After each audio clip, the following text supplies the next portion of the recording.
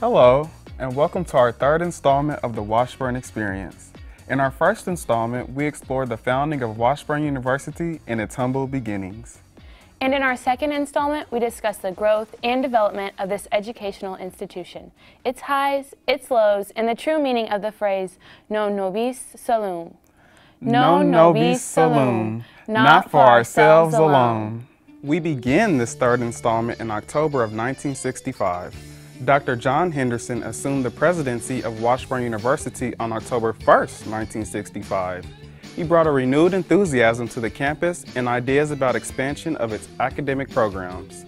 On October 18, 1965, one day after Dr. Henderson's inauguration, KTWU, the first educational television station in the state of Kansas, licensed to Washburn University, went on the air in eastern Kansas. Started with funding and facilities donated by the Garvey and Stauffer families, KTWU began a full schedule of educational daytime programs for schools and evening programs about cultural and informative subjects. As he began his presidency, Dr. Henderson said, "I want to make it clear I do not have an edifice complex. I am far more interested in the university's academic programs than I am in building buildings." President Henderson envisioned the university moving into a new era of progress. Unfortunately, this was not to be the case immediately. At 5:45, the Weather Bureau issued a tornado warning. Not for Topeka, for Manhattan. The rapidly changing weather caught the attention of Bill Curtis, a 26-year-old Washburn Law School student and a reporter at WIBW television. It is now moving toward the north part of the city. If you live in the north part or on the northern edge, for God's sake, take cover.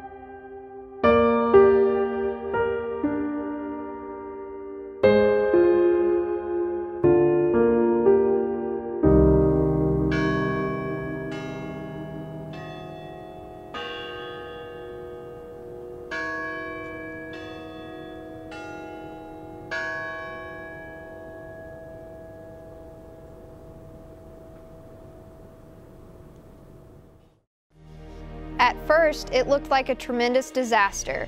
The new Washburn vision was lost. The path was covered with debris, and the triumphs of the past were only hollow memories. In a letter to the alumni, Dr. Henderson wrote, On Wednesday evening, the 8th of June, a devastating tornado roared across Topeka and struck your alma mater. 8 buildings are completely destroyed. 14 other buildings received extensive damage. But there is more to an alma mater than bricks and mortar. There is an indomitable spirit which cannot be crushed by falling stones and timbers. Those who have lived and studied in Washburn's halls will rally to her side and assure the future of a great university. President Henderson's mantra that Washburn's spirit could not be crushed manifested itself immediately. Waves of university students, alumni, faculty, and friends converged on the campus the day after the storm to start the staggering task of cleaning up and rebuilding.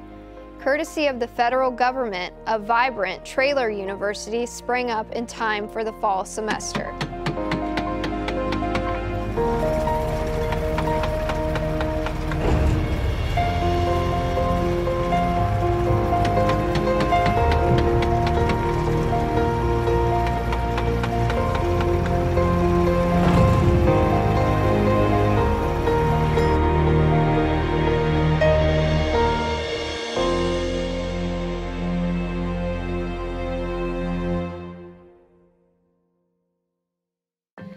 Fortunately, about 6 months before the tornado, the Washburn administration had shifted insurance coverage from depreciated value to replacement costs for all of its buildings. The insurance settlement, along with donations from generous alumni, friends, and organizations, financed the reconstruction. And in less than a year, a once tornado-torn Washburn campus was repaired. Carnegie was restored and became the education building, and a 3-story addition to Morgan Hall was completed. Thanks to a plan organized by the Alumni Association that asked for donations of live Christmas trees, about 250 pine trees were planted to begin replacing the more than 600 trees destroyed by the tornado. Pre-tornado building plans forged ahead. The Fine Arts Building was dedicated in October of 1968 and named the Garvey Fine Arts Center in 1975. In 1969, the law school moved out of its temporary trailers into its new building. Henderson Learning Resources Center was completed in 1971. Also in 1971, the bells rescued from Thomas Gymnasium were installed in the Fred and Julia Keeney Bell Tower in the center of campus. With a rebuilt physical plant, Washburn rose from the rubble like a phoenix, poised to grow, and with a renewed purpose to provide a high-quality education to the surrounding community and to people around the world.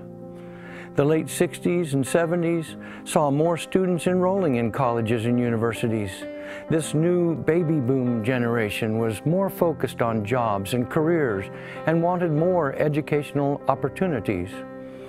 In 1973, the Department of Economics and Business Administration became the School of Business and began offering an MBA in 1982.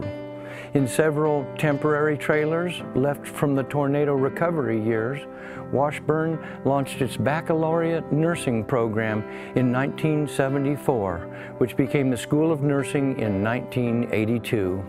It moved into its current home in the Petro Allied Health Center in 1984. In 1966, the College of Arts and Sciences offered only one advanced degree, a master's in elementary education. In 1980, the college added a master's degree in clinical psychology and soon expanded the graduate program in education to include middle and secondary school certification. The college added a pre-med track, which would become very successful, producing a high admission rate into medical school. It would produce notable alums such as Earl Sutherland, who received the Nobel Prize for Medicine in 1971. In 1976, the university approved its first associate degree. In 1983, the School of Applied and Continuing Education was established with degrees and certificates in 18 different fields. Mabee Library opened in January of 1978. The Curriculum Resources Center, created by the Education Department, became a branch of Mabee Library in 1984. An addition to the law school was completed in 1977, and in 1984 the sculpture Common Justice, commemorating the 30th anniversary of the historic Brown v. Board case, was placed in the main lobby. The late 60s and early 70s were fraught with many social changes. The Vietnam War was on the minds of many, the civil rights movement was at its peak, and the traditional roles of young men and women were beginning to be blurred. Students on the Washburn campus dealt with these new social challenges in their own unique ways.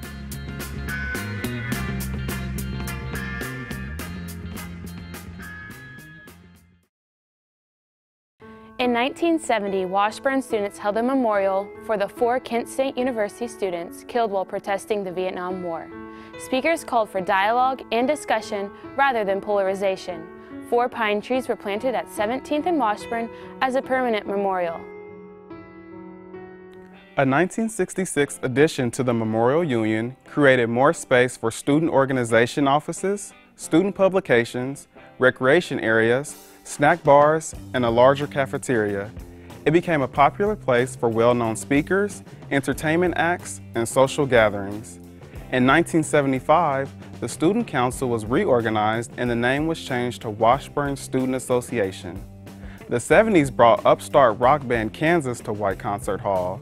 These Topeka musicians, several of them Washburn students, became known throughout the region and later the world. Greek life suffered some setbacks after the 1966 tornado, but soon rebounded. Alpha Phi and Zeta rebuilt their houses, but Kappa Alpha Theta and Delta Gamma chose to build their new houses west of campus on McVicker, near the Alpha Delta House, a local fraternity founded in 1912. On the east side of campus, the Phi Delta Theta and Kappa Sigma fraternities escaped with minimal damage.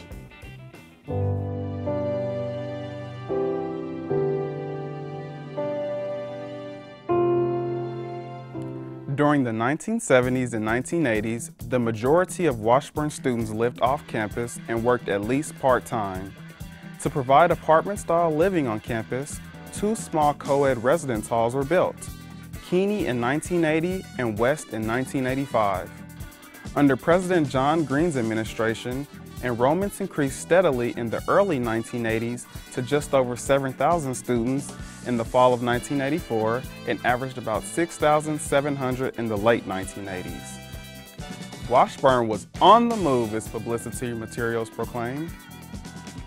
As the student body grew, traditions changed and evolved. The Hobo King and Queen contest during homecoming went through several variations, including a Hippie King and Queen in 1985.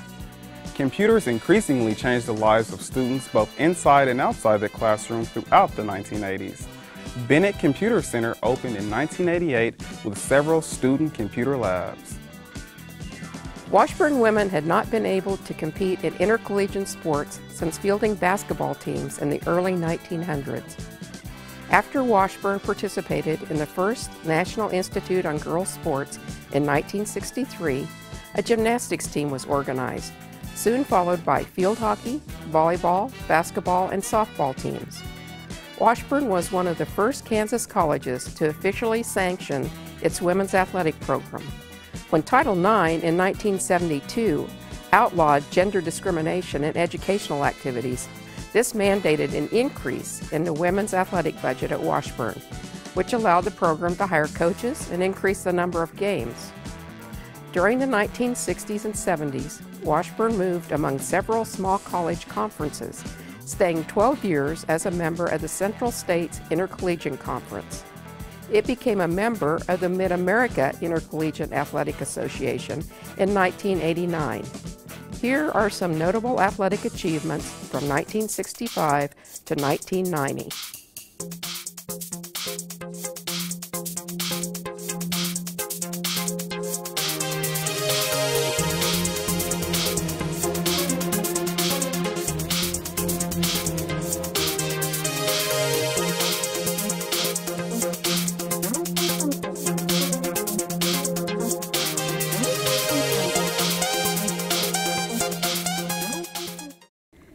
Since 1968, the Andrew and Georgianese Gray Theater and White Concert Hall have given students the opportunity to perform music and plays for local and regional audiences. The Sunflower Music Festival began in 1987, has brought performers from around the country to Topeka.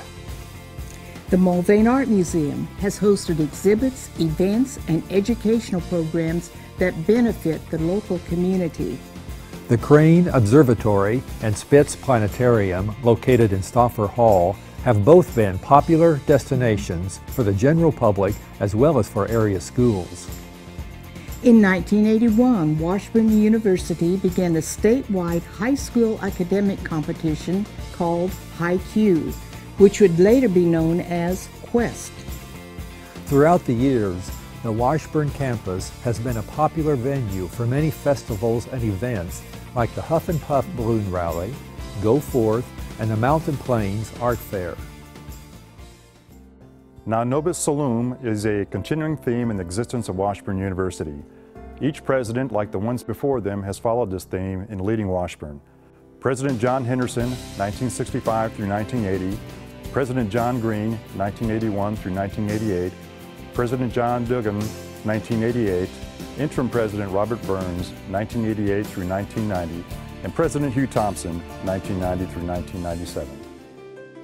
In 1988, Washburn hired a new president, John Duggan, who came to campus with great enthusiasm and innovative ideas. Unfortunately, he was only with us a few months. And while the campus mourned his passing, Robert Burns, Vice President for Academic Affairs, was appointed to interim president and led the university during the extended search for a new leader. Dr. Hugh Thompson began his presidency in 1990 as the campus was celebrating its 125th anniversary. Alumnus Bradbury Thompson modified his original Ichabod design and created a special symbol for the 125th year. The new Washburn 125 symbol proclaims that Washburn University is on the move, that there are more great moments to add to history. And what great moments there have been in Washburn's history. With a demonstrated commitment to progress, a great sense of integrity, and a tradition of perseverance and service to others, Washburn had high hopes for the future. As President Burns reflected on the anniversary, he said, "In looking back, we see how far we've come, how much we've accomplished, and what we've survived. We are motivated to continue to move forward into the decade, the new century, and the next 125 years. Non nobis solum. Non nobis solum. Non nobis solum. Non nobis solum. Not for ourselves alone.